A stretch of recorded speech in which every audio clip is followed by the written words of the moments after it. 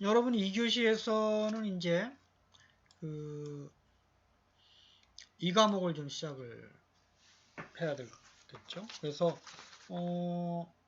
이 과목은 이제 우리가 1과목에서 소프트웨어 설계를 배웠잖아요. 이제 구체적으로 개발하는 거를 좀 배우는데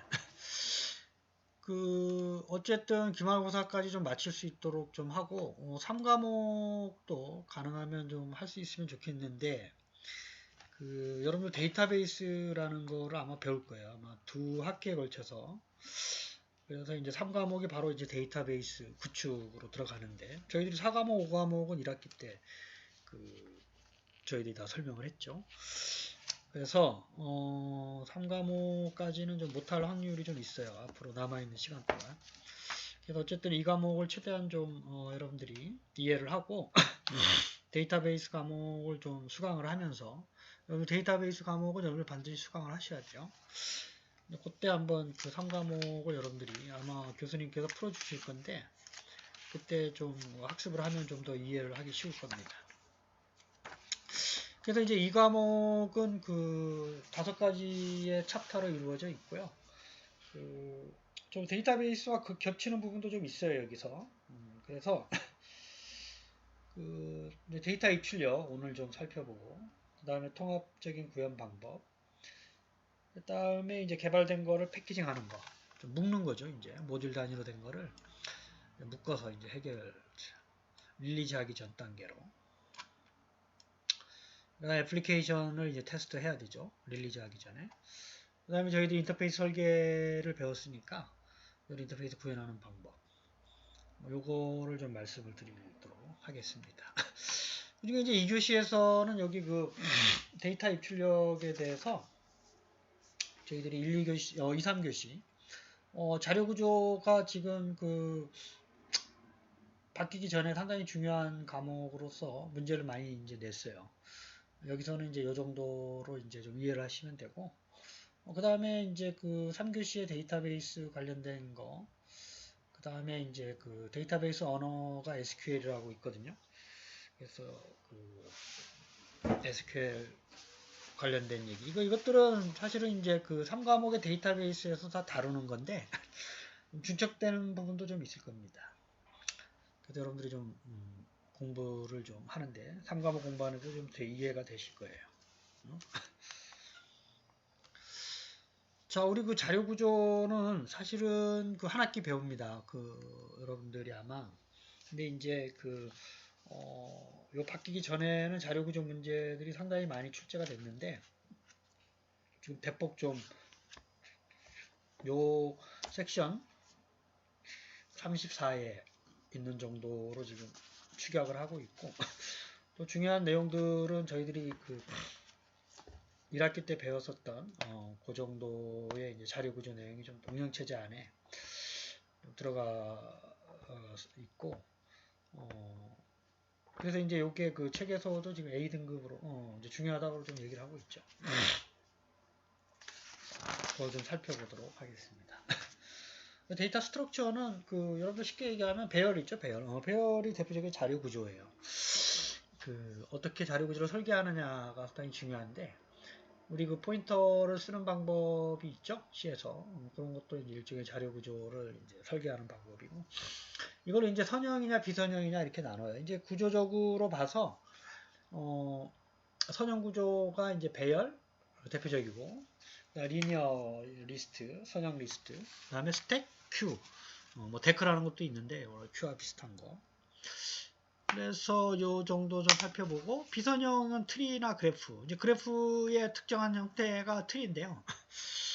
요게 이제 여러분들이 뉴럴 네트워크에서도 요 그래프 시어리를 많이 쓰는데 그때 사용하는 그래프라는 용어랑 비슷한 겁니다. 그 내용을 좀 이제 살펴보도록 그렇게 하겠습니다. 맨 처음에 이제 선형 구조의 대표적인 게 배열이죠, 배열. 그러니까 여러분들이 배열을 많이 써봤을 거예요. C나 자바에서 뭐 첨자 A0부터 뭐 A9까지 뭐 10개. 그래서 요거는 이제 첨자 가지고 접근하죠. 첨자의 개수에 따라 뭐 n개면 n차원 배열. 0부터 시작하게 되면 n-2까지 쓴다는 건 여러분 알고 계시죠? 그래서 이거는 정적인 거고, A0부터 A10까지 해놓고 11번째는 못 쓰는 거죠. 그렇죠? 그래서 이제 그 추가가 어렵고, 그 다음에 중간에 데이터 삭제가 되면 또 그거는 빈 공간으로 남아 있어서 메모리 사용이 좀 비효율적이에요. 그래서 이제 이거는 데이터의 배열 안에 저장되는 데이터 유형이 똑같아야 되겠죠. 물론 이제 자바스크립트 같은 경우는 이제 문자형 뭐 숫자도 뭐 이제 다르게 할 수 있는 언어가 좀 있긴 한데, 기본적으로 C나 자바는 그 배열 이름이 같으면 저장되는 데이터 타입은 똑같죠. 그건 여러분들이 알고 계실 거고. 그래서 그 배열을 쓰는 게 반복적인 데이터 처리 작업에 적합하죠. A 뭐 0부터 10까지 썸을 구한다든지 뭐 할 때. 그래서 이제 배열이 이제 여러분들 대표적으로 사용되고 있는 선형 구조의 대표적인 거다. 그 다음에 이제 여기서 살펴보는 요 선형 리스트가 두 가지가 있어요. 연속, 그 다음에 연결.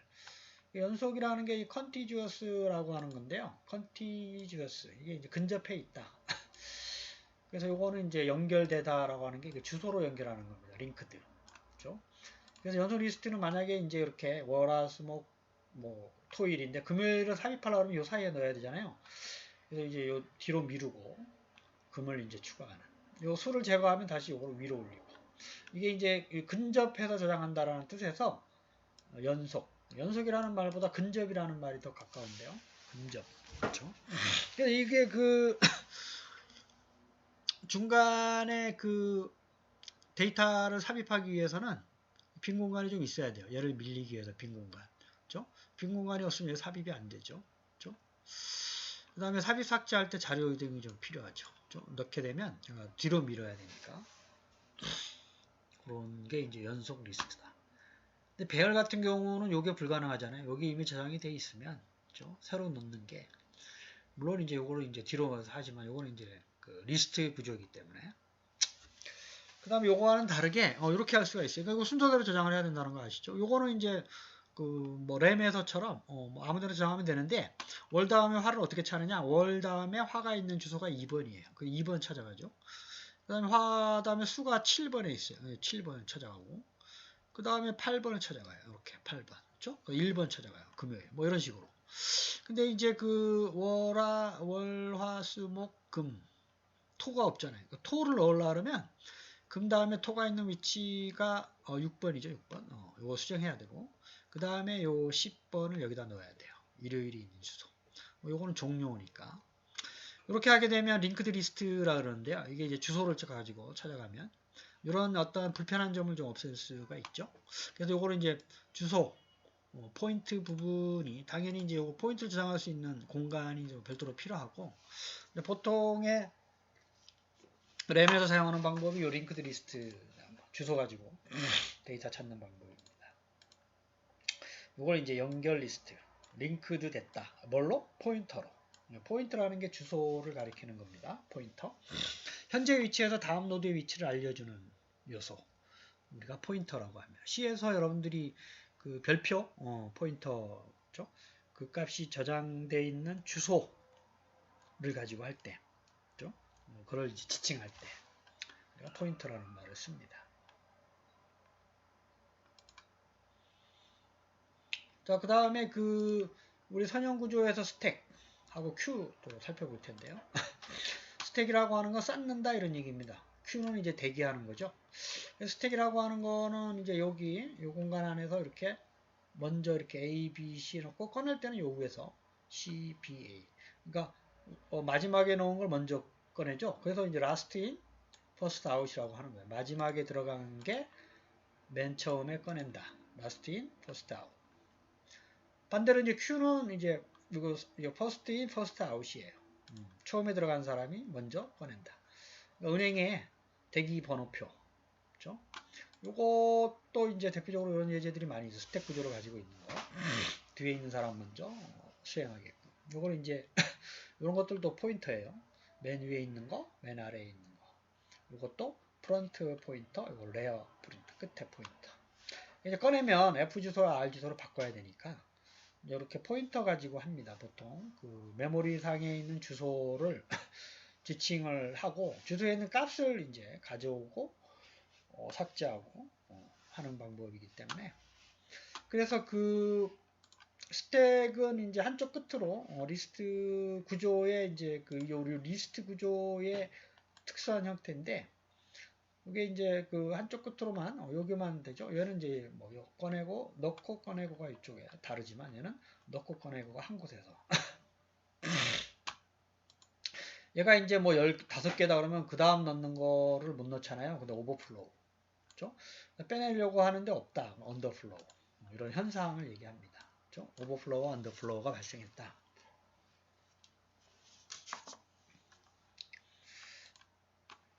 그 다음에 Q는 이제 그 넣는 순서대로 빼가는 거죠. 요거는 first in, first out. 선입 선출. 요거는 후입 선출. 마지막에 들어간 걸 먼저 꺼낸다. 그래서 이것도 두 개의 포인터가 있죠. 프론트 포인터와 레어 포인터. 그래서 이게 이제 운영체제의 작업 스케줄링 할 때 이렇게 쌓아놓고 순서대로. 그렇죠? 뒤에 있는 걸 먼저 처리하는 게 아니죠. 먼저 스케줄링 얘하고 그 다음에 끝나면 얘하고 끝나면 얘하고. 이제 그런 식으로 하는 게 이제 대표적으로 Q 방법이에요. Q라는 게 대기하는 장소, 대기 뭐 이런 뜻이에요. 기다리는 공간 뭐 그런 걸 얘기하기 때문에 스택은 쌓는다. 그렇죠? 이게 그 창고에 쌀가마니를 이렇게 순서대로 넣잖아요. 밑에 걸 못 꺼내죠. 그래서 이제 위에 거부터 이렇게 꺼내는 거예요. 쌀가마니를. 그렇죠? 그 다음에 물류 창고에서도 이렇게 순서대로. 그렇죠? 어떤 구조로 갈 거냐. 데이터를 이제 저장하거나 삭제할 때도, 그 삭제뿐만 아니라 가져올 때, 이걸 이제 넣는 거를 푸시, 가져오는 걸 팝이라고 그래요. 튀어 오르는 거, 팝. 푸시는 밀어 넣는 거. 그렇죠? 그래서, 지금 요 세 가지, 네 가지, 이거는 시험 문제 아주 단골적으로 나왔어요, 예전에도. 그 다음에 또 많이 나오는 게 요 트리 구조입니다, 트리 구조. 그래서 트리 구조는 여러분들이 좀 용어에 좀 익숙해져야 되는데요. 트리는 나무라는 뜻이죠. 그래서 나무 구조를 이제 얘기하는 거예요. 그래서 이제 이걸 뒤집어 놓으면 얘가 뿌리고 이렇게 쭉 줄기가 있고 가지들이 이렇게 있죠. 그래서 이걸 노드라 그래요. 노드. 이걸 브랜치. 그다음에 레벨 1, 레벨 2, 레벨 3, 레벨 4. 여기까지 뎁스가 얼마니? 4다 이거예요. 그렇죠? 이걸 노드라 그러고 이거를 뭐 링크 또는 브랜치. 그렇죠? 이게 이제 그래프라 그래서 실제적으로 보면 일반적인 그래프의 특수한 형태예요. 그러니까 그래프는 여러분들이 쉽게 생각하면 뭐 그 경부 고속도로를 그래프로 그릴 수가 있겠죠. 서울을 이제 동그라미라고 그 도로를 브랜치로. 뭐 국도까지 표현하면 그래프가 아주 복잡한 그래프가 됩니다. 또는 이제 그 택배 회사가 뭐 월요일날 다니는 경로, 또 집을 이제 노드로 보고 그 도로를 이제 그래프예요, 그래프. 이제 그 여러분들 내비게이션 있죠? 그 내비게이션 설계할 때 이 그래프를 씁니다. 이제 그래프에서 어떤 특수한 하나의 형태가 트리라고 보면 돼요. 그래서 첫 번째 레벨에 저장되어 있는 값, 우리가 계층적으로 보면 우리 오브젝트 설계할 때도 이렇게 하잖아요, 그렇죠? 얘를 이제 상속을 받는 거, 그렇죠? 그래서 이게 그 뭐 할아버지, 뭐 자녀분, 그 다음에 손자, 그 다음에 증손자, 뭐 이렇게 해서 족보처럼 보이는다, 그렇죠? 조직도, 그렇죠? 사장님 밑에 뭐 이사님 밑에 뭐 부장님, 과장님, 뭐 대리, 뭐 이렇게 그런 거에서도 이렇게 쓸 수가 있대라는 얘기입니다. 그때 이제 요 용어들을 이제 여러분들이 반드시 알으셔야 돼요. 이게 시험 문제 많이 나오기 때문에 아까 뎁스는 설명했죠. 레벨은 요 계층을 얘기하는 거고 레벨의 큰 값이 최대 레벨 값을 뎁스라고 한다. 노드는 요 저장되는 값, 브랜치는 노드와 노드를 연결하는 거. 큰 노드라고 하는 건 맨 위에 있는 거, A, 루트, 다이른 루트. 이제 우리가 족보로 얘기하면 왕할아버지 뭐 이렇게 되는 거죠. 그래서 이제 요 루트라 그러고 뿌리. 그다음에 디그리라고 하는 거는 요 A의 디그리는 이렇게 나와 있는 게 3이죠. 3. 이건 2. 얘의 디그리는 2. 얘의 디그리는 1. 얘의 디그리는 없죠. 0. 이런 것들을 터미널 로드라고 그래요. 터미널. 없는 거. 얘도 3이죠. 얘 1이고. 이걸 이제 디그리라고 하면 차수. 이 중에서 노드들마다 차수를 다 구할 수 있죠. 그 중에 최대 값을 우리가 트리의 디그리라고. 이 트리의 디그리가 얼마입니까? 가장 큰 값이 요게 3이죠. 3. A하고 요 D. 그래서 요 트리 구조의 디그리를 구하시오. 이러면 3입니다. 3. 가장 큰 값. 각 노드의 디그리를 구해서 그 중에 최대값. 3이죠. 단말 노드는 요 끝에 거. 더 이상 뻗어나가는 게 없는 거. K, L, F, G, M, I, J. 자식 노드는 요 부모의 자식 노드. D의 자식 노드는 H, I, J. 이렇게 되는 거예요. EF의 자식 노드, EF 부모 노드는 EF의 부모 노드는 B. 부모 노드. 엄마, 아빠, 뭐 부모 노드. 형제 노드는 요거, 형제 노드. 요거는 뭐 여러분들 보면 알겠고, 단말 노드는 이제 터미널이라는 게 종점이잖아요. 종점. 여러분 버스 터미널. 물론 이제 출발점도 되긴 하지만 끝점이죠. 도착하는 출발했으면 끝이 있으니까 시작과 끝. 터미널이라고 해요. 터미널. 그래서 이제 종점. K, L, F, G, M, I, J. 그래서 이런 문제가 많이 나와요. 그래서 요 용어를 여러분들이 반드시 좀 다시 한번 얘기하지만 레벨, 뎁스, 노드, 근노드, 그 다음에 디그리, 단말 노드, 그 다음에 뭐 부모, 자식, 형제. 트리의 디그리는 각각의 디그리를 구해서 최대값. 그래서 문제가 어떤 식으로 나오냐면 여기 있죠, 요거. 여기 보면 다음 트리의 디그리. 그 디그리라고 하는 건 요거 A는 요거 3개고 2개고 2개고 하나이기 때문에 3이죠, 3. 디그리는 3이에요. 2번이 정답이네요. 그렇죠? 4개가 연결된 건 없으니까. 터미널 로드는 요게 1개, 2개, 3개, 4개, 5개. 이렇게 2번이 정답이죠.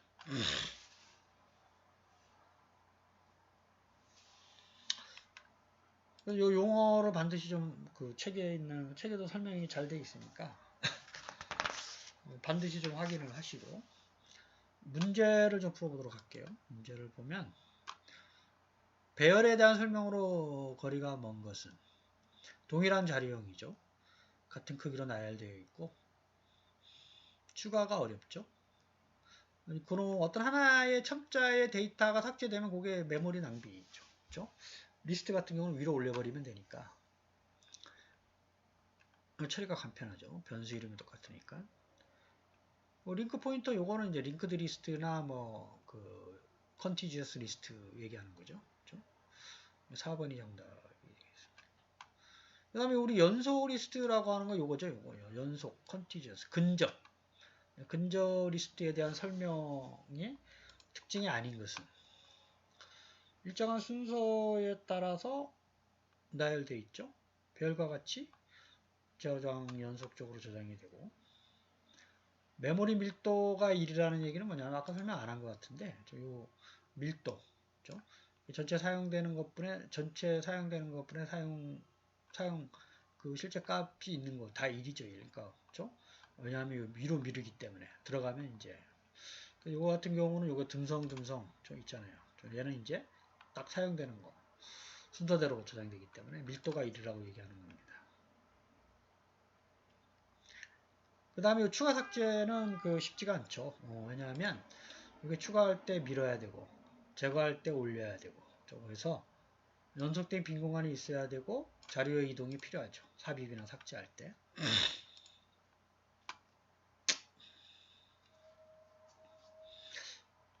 그래서 이제 4번이 정답이죠. 그 다음에 7번도 이제 여기는 안 나타나 있지만 링크드 리스트에 대한 설명이죠. 그렇죠?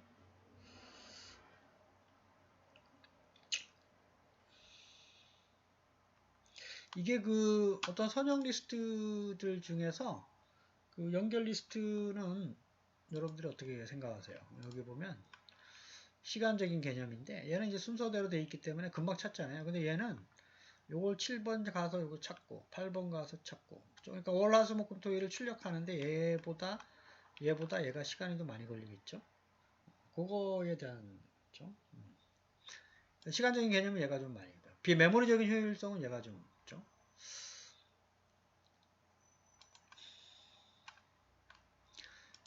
그 다음에 그 한쪽에서 일어나는 게 이렇게 넣고 빼고 스택을 설명하고 있죠.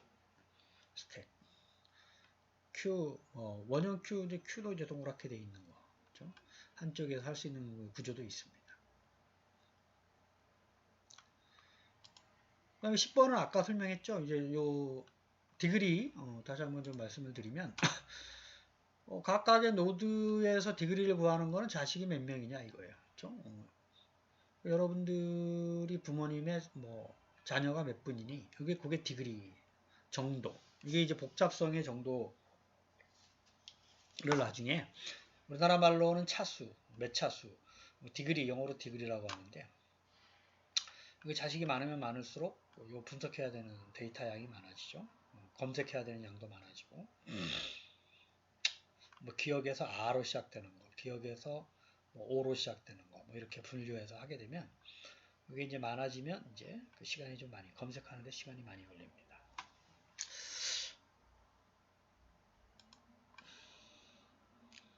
그래서 그 용어에 대한 설명을 그 11번 문제도 좀 보면 여러분들이 지금 여기는 안 나타나 있지만, 그 노드의 디그리를 서브트리의 수라고 하죠. 그 단말 노드는 여기 사실 요 K의 디그리는 0이잖아요. L도 0이고 자식이 없는 거죠. 그래서 그런 경우를 단말 노드라고 해요. 터미널, 중점. 그렇죠? 서울에서 부산, 부산에서 서울. 그렇죠? 이렇게. 요 같은 경우는 만약에 여기다. 그렇죠? 요렇게, 요렇게. 그렇죠? 뭐 이제 서울, 대전, 대구, 부산 뭐 이렇게 표현할 수도 있고 뭐 어쨌든 그런 용도로 많이 씁니다. 그 다음에 요거를 형제 노드라고 그랬죠. 부모가 똑같아요. 형제 노드. 요거의 부모 노드는 요거의 자식 노드는 요거. 그렇죠? 그런 용어가 시험 문제 또 많이 나오기 때문에 여러분들이 좀 이제 학습을 좀 이제 해 주셔야 되는 건데요. 여러분들이 트리 구조는 중요하기 때문에 여러분들 반드시 좀 숙지해 주시기를 당부의 말씀을 드리겠습니다. 2교시 수업을 마치겠습니다. 감사합니다.